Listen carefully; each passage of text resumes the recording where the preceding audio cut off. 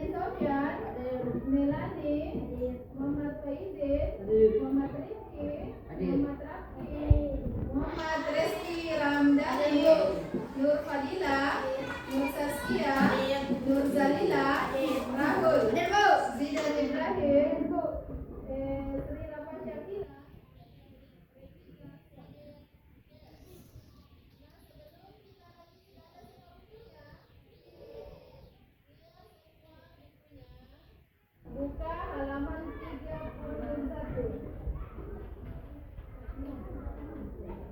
Jadi kita masuk pada halaman 31 bab 2, meyakini kitab-kitab Allah menjadi generasi pecinta Al-Quran yang toleran.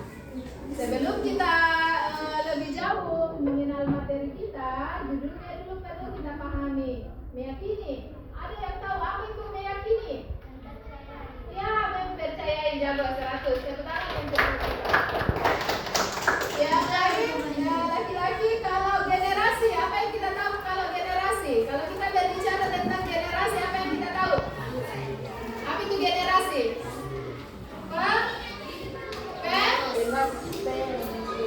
Penerus. Ya, oke. Penerus. Apa selain penerus? Apa lagi? Anak cucu. Kita semua adalah generasi penerus. Oke, jadi kita yang termasuk generasi dah.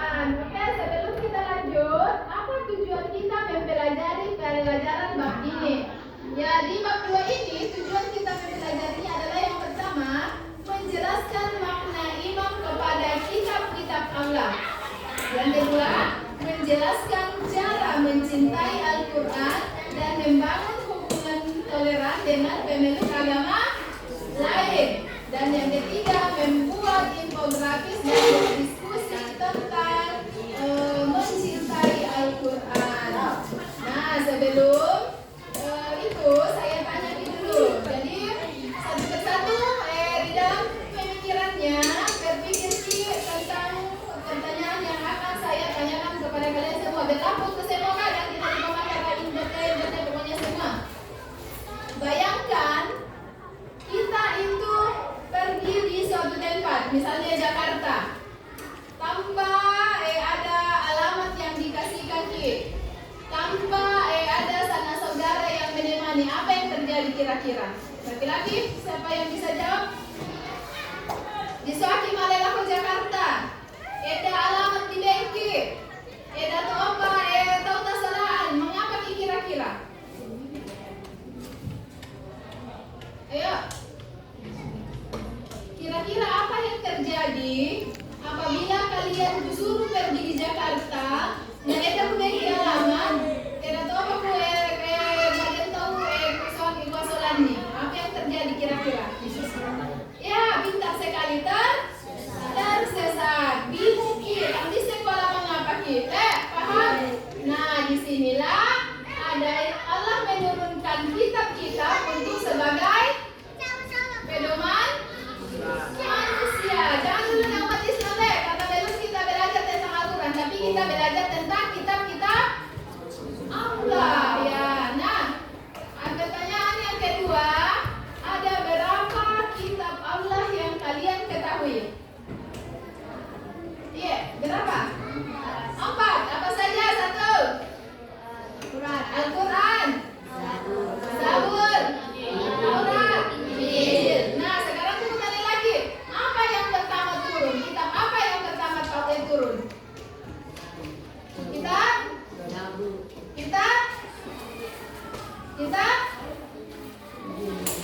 Taurat. Yang pertama turun adalah kitab Taurat yang dibawakan oleh siapa? Nabi Musa alaihi salam. Yang kedua kitab apa? Yang diturunkan kepada Nabi siapa? Nabi Daud alaihi salam. Dan yang ketiga Injil. Siapa yang diturunkan kitab Injil? Nabi Isa alaihi salam. Dan yang terakhir Nabi Muhammad. Kitab apa diturunkan kepada Nabi Muhammad? Al-Quran. Ya.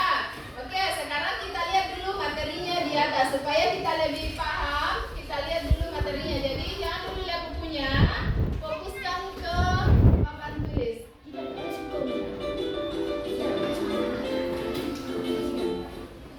Hai semuanya, kembali lagi di channel Portal Edukasi. Pada kesempatan kali ini, kita akan membahas rangkuman materi PAI kelas 8 bab 2, yaitu tentang meyakini kitab-kitab Allah Subhanahu wa Ta'ala menjadi generasi pencipta Al-Quran yang toleran. Materi ini sudah betul merdeka ya? Kita mulai dengan pengertian iman kepada kitab Allah. Iman secara bahasa berarti pengakuan atau al-iqrar yang melahirkan sikap menerima atau al-qabul dan tunduk atau al-izyan. Sedangkan secara istilah, iman berarti membenarkan dengan hati, mengikrarkan dengan lisan, dan membuktikan dengan perbuatan.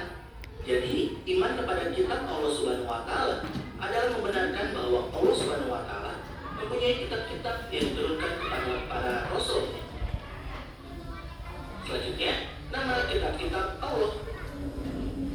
Kitab adalah wahyu Allah yang disampaikan kepada para rasul yang dibukukan dalam satu kumpulan bentuk menjadi kumpulan wahyu. Nah, kitab Allah Subhanahu wa Ta'ala yang diturunkan kepada rasul ada 4. Ada kitab Taurat, Zabur, Injil, dan Al-Quran. Kitab Taurat adalah kitab yang diturunkan oleh Allah Subhanahu wa Ta'ala kepada Nabi Musa alaihissalam, sebagaimana Allah Subhanahu wa Ta'ala berfirman dalam Quran surat Al-Maidah ayat 44 bahwa kitab Taurat merupakan petunjuk bagi Nabi Musa alaihissalam dan nabi-nabi dari Bani Israel sesudahnya sampai kepada Nabi Isa alaihissalam. Kemudian kitab Zabur adalah kitab yang diturunkan oleh Allah Subhanahu wa Ta'ala kepada Nabi Daud alaihissalam untuk kaum Bani Israel. Di dalamnya terdiri dari 150 surah yang berisi nasihat-nasihat, hikmah, pujian, dan sanjungan kepada Allah Subhanahu wa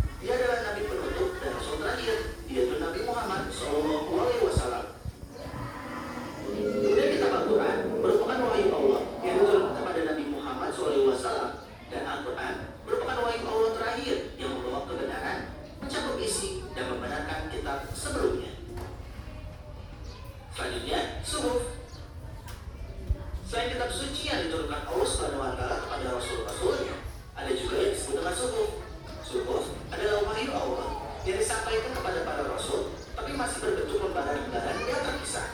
Nabi yang menerima adalah Nabi Musa alaihissalam dan Ibrahim alaihissalam. Lembaran-lembaran ini sudah hilang dan tidak diketahui isinya. Namun, sebagian isi suhuf-suhuf itu ada yang diberitakan dalam Al-Quran dan hadis. Misalnya, ajaran suhuf Nabi Musa alaihissalam dan Ibrahim alaihissalam yang terdapat dalam Quran surat An-Najm ayat 26-41 berikut ini, yaitu seseorang yang berdosa tidak akan memikul dosa orang lain. Manusia hanya memperoleh apa yang telah diusahakannya. Perbuatan manusia kelak akan diperlihatkan kepadanya, serta perbuatan manusia akan diberi balasan kepadanya dengan balasan yang paling sempurna. Selanjutnya, menjadi generasi yang pencinta Al-Quran. Menjadi generasi pencinta Al-Quran adalah kewajiban kita sebagai generasi penerus Muslim.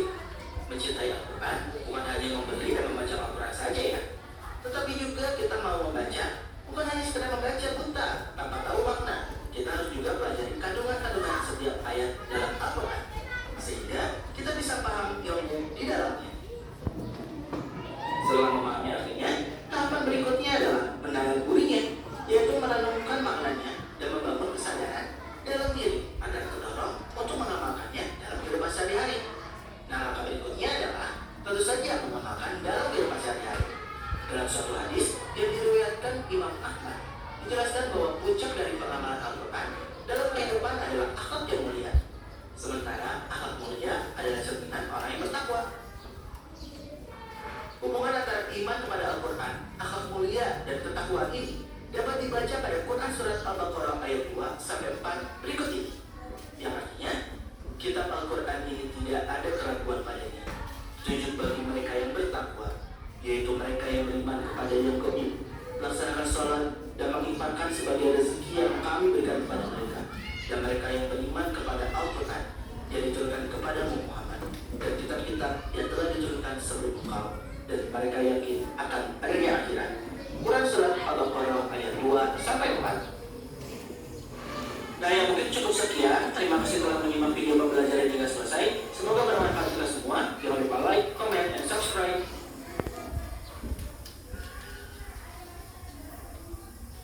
Oke, sudah. Setelah tadi yang materi yang sempat kita lihat bersama-sama, mungkin sudah bisa kita manailah isi dan semua materi yang ada di atas itu juga berhubungan yang ada di buku paketa.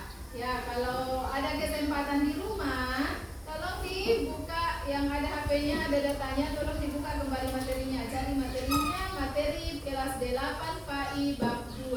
Oke, itu. Nah, sekarang kita memperkuat tentang materi di atas tentang Al-Quran, apalagi Zabur, Injil, dan Taurat. Nah, tadi dikatakan Nabi siapa yang dikasih kepercayaan oleh Allah Subhanahu wa Ta'ala diturunkan kitab Taurat? Ya, Musa alaihi salam. Kitab yang pertama turun. Jadi lagi ada Nuna Tanus Sedek. Kitab yang pertama turun. Kemudian yang setelah Taurat kitab apa? Zabur. Zabur diturunkan kepada siapa, Pak Is? Susunya juga kemarin. Zabur diturunkan kepada Nabi Daud. Fahmi, Injil diturunkan kepada siapa? Nabi Isa. Jago tangan untuk pahmi. Nah, kemudian lagi Al-Quran diturunkan oleh siapa? Oleh Allah Subhanahu wa Ta'ala kepada Al-Quran.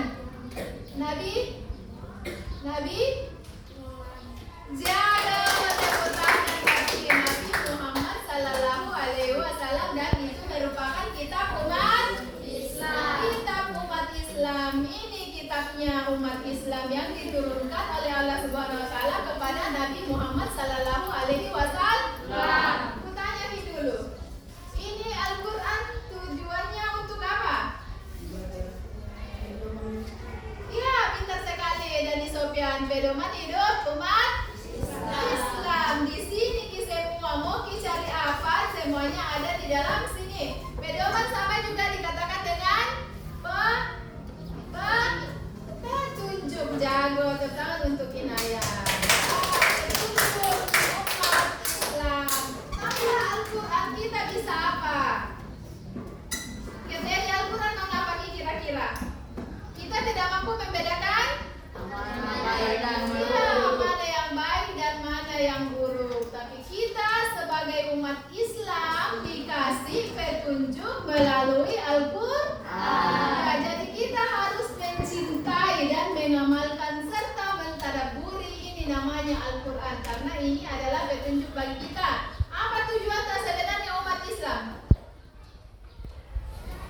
kita apa?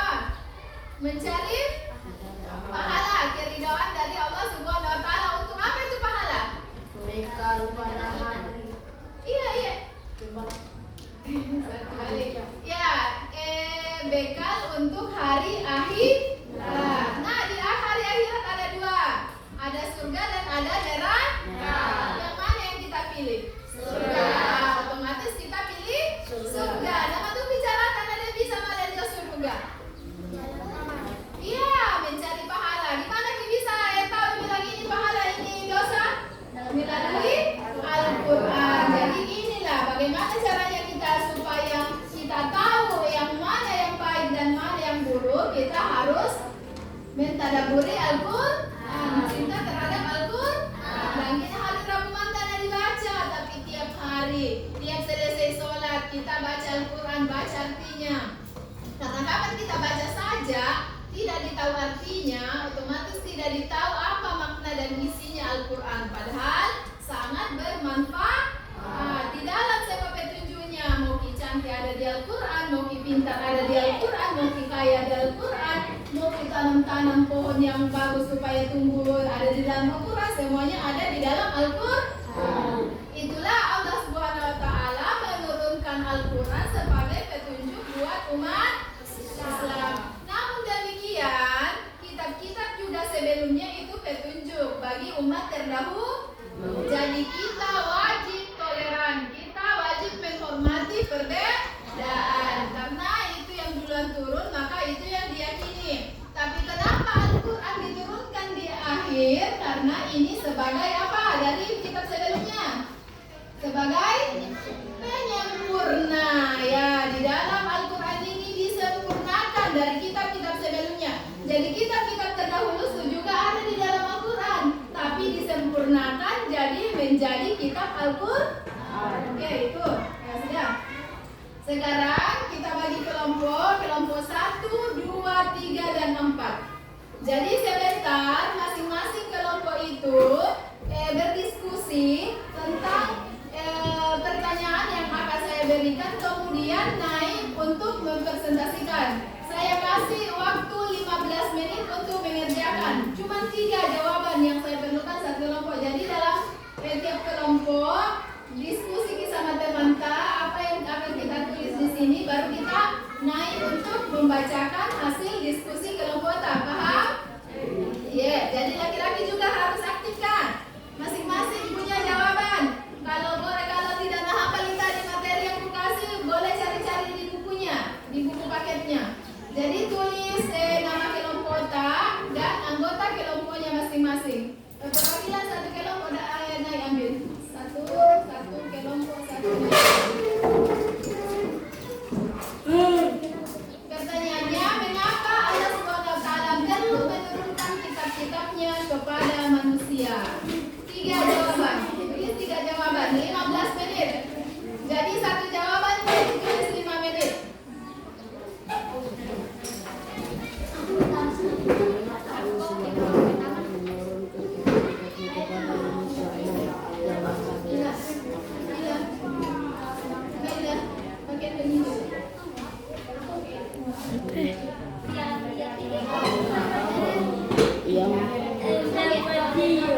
buruk dan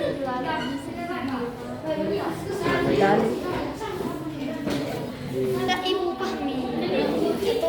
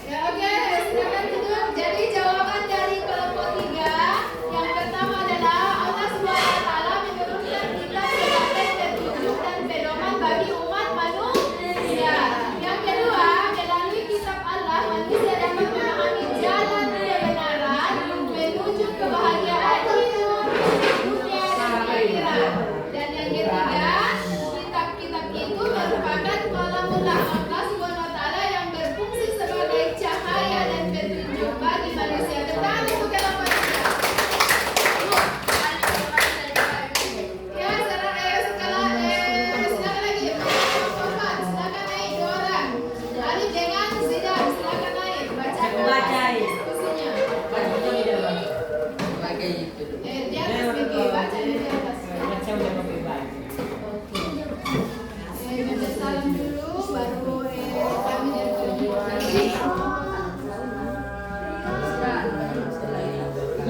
Waalaikumsalam warahmatullahi wabarakatuh. Kami dari kelompok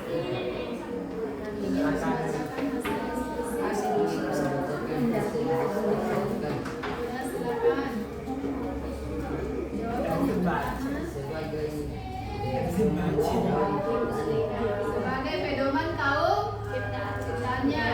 B. agar semua manusia bisa membedakan mana yang buruk dan mana yang baik. Oke, 3.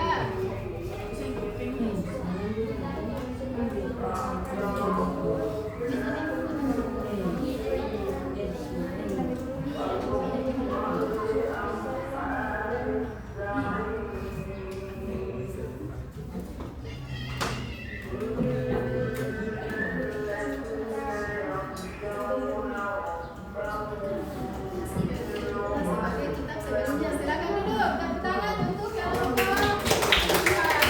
Dari jawaban dengarkan yang lain, jangan ada yang ribut. Kalau jawabannya kelompok 4, mengapa Allah Subhanahu wa Ta'ala perlu menurunkan kitab-kitabnya kepada manusia? Yang pertama, sebagai pedoman kaum ciptaannya. B. Agar umat manusia bisa membedakan mana yang baik dan mana yang buruk. Dan C. Kitab Al-Quran merupakan wahyu Allah Subhanahu wa Ta'ala yang diturunkan kepada Nabi Muhammad Sallallahu Alaihi Wasallam dan membenarkan kitab-kitab sebelumnya. Tentang kelompok 4. Silakan kelompok 1. Dua orang.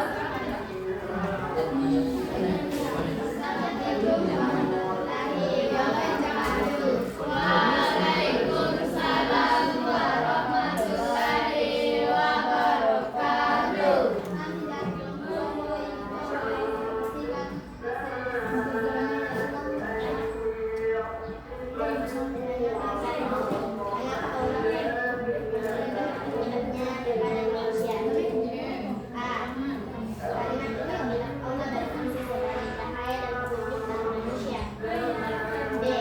Agar manusia dapat membedakan perbuatan yang baik dan buruk. C. Serta menjadi pedoman bagi manusia. Silakan duduk. Jadi jawaban dari kelompok 1 yang pertama, dengarkan. Karena kitab-kitab Allah berfungsi sebagai cahaya dan petunjuk bagi umat manusia. Yang kedua, agar manusia dapat membedakan perbuatan baik dan perbuatan buruk. Dan yang ketiga, serta menjadi pedoman bagi umat manusia. Tangan untuk kelompok 1. Silakan kelompok 2.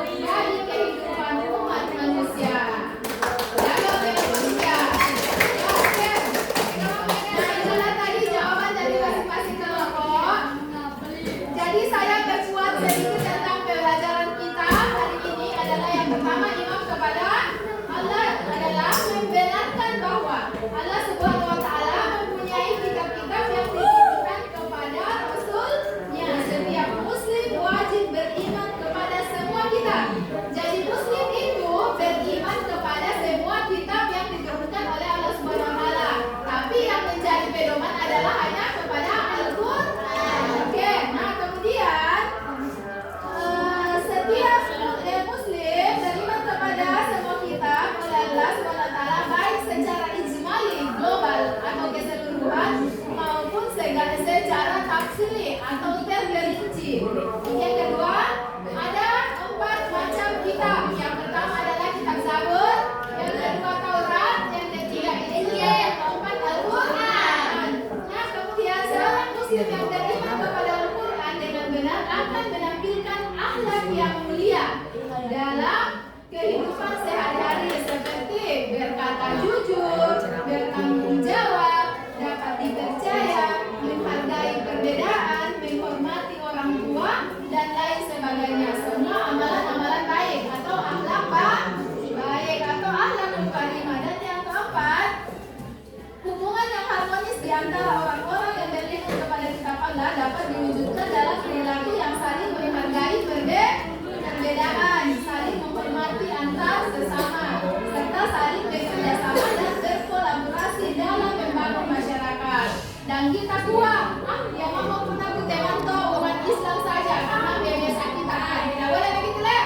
Jadi kita harus saling menghormati antara kepercayaan yang satu dengan kepercayaan yang lain, menghormati perbedaan. Itu yang perlu kita lakukan. Oke, selanjutnya PR-nya ada di halaman, nanti aku kasih masuk di grup, halaman 43. Jadi dikerja di rumah, di depan saya periksa. Dan yang terakhir, pertemuan berikutnya kita akan dibahas lagi tentang materi ini. Selanjutnya karena 3 hari ini bab 2 3 kali pertemuan. Jadi ini penonton materi, minggu depan kita akan bahas lagi tugas selanjutnya. PR-nya nanti saya kirim di grup tak.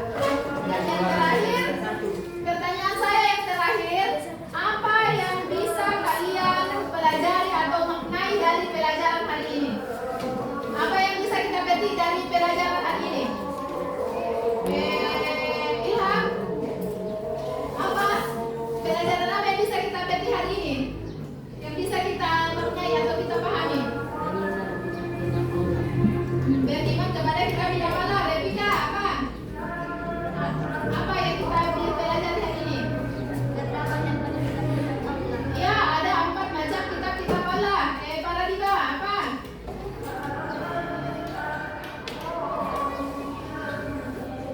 Ya. Apa? Menghargai perbedaan. Oke. Dari Sofian, apa yang bisa kita petik dari pelajaran hari ini?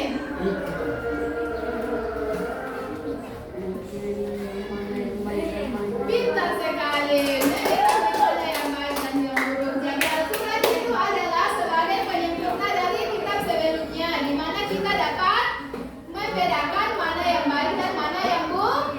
Dan ini sebagai pedoman. Jadi jawabannya tadi sama dengan halnya apabila kita sebagai umat manusia tanpa berpedoman pada Al-Quran, kita tidak bisa hidup atau tidak tahu